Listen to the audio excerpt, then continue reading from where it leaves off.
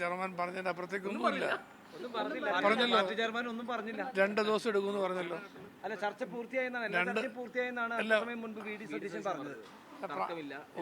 ഉപേക്ഷിച്ച് ചർച്ച നടന്നു. അത് പാർട്ടി ചെയർമാൻ പി ജോസഫ് സാറിന്റെ നേതൃത്വത്തിൽ ഞങ്ങൾ പ്രധാന നേതാക്കൾ ഒന്നിച്ചിരുന്ന് സംസാരിച്ചു.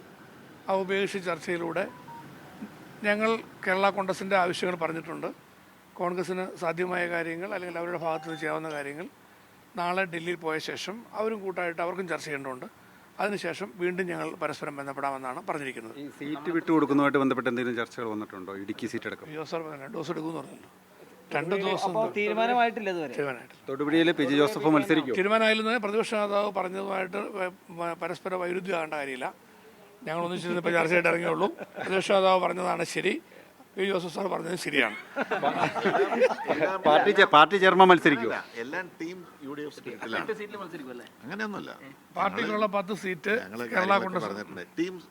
ഞങ്ങൾ പറഞ്ഞല്ലോ ടീം UDF. ആ സ്പിരിറ്റിൽ ഞങ്ങൾ എല്ലാ കാര്യങ്ങളും പരിഹരിക്കും. അതൊക്കെ പരിഹരിക്കുന്നു. എല്ലാം പരിഹരിക്കും. അതൊക്കെ വരട്ടെ. അങ്ങനെയുള്ള കാര്യങ്ങളിലേക്കൊന്നും അതിലേക്ക് കിടന്നിട്ടില്ല. കോൺഗ്രസുമായിട്ടുള്ള സീറ്റ് വിഭജന ചർച്ചകൾ ധാരണയായി അവസാനിപ്പിച്ചതിന് ശേഷം മാത്രമേ പാർട്ടി സ്ഥാനാർത്ഥികളെ സംബന്ധിച്ച് പാർട്ടി ചർച്ച ചെയ്യുള്ളൂ. അതിനുശേഷം പാർട്ടിയുടെ നേതാക്കളുമായി പാർട്ടി ചെയർമാൻ ജോസഫ് സാർ കൂടിയാലോചന നടത്തും. ഓരോ നിയോജക മണ്ഡലത്തിലും പ്രാദേശികമായി അവിടുത്തെ ജയസാധ്യത പാർട്ടി പരിശോധിക്കും. അതിൻ്റെ അടിസ്ഥാനത്തിൽ സ്ഥാനാർത്ഥികളെ നിശ്ചയിക്കും. അത് ഉപേക്ഷിച്ച് ചർച്ചയ്ക്ക് ശേഷമേ ഉള്ളൂ. ഈ ചർച്ച അതൊരു പ്രതീക്ഷ നൽകുന്നതായിരുന്നു.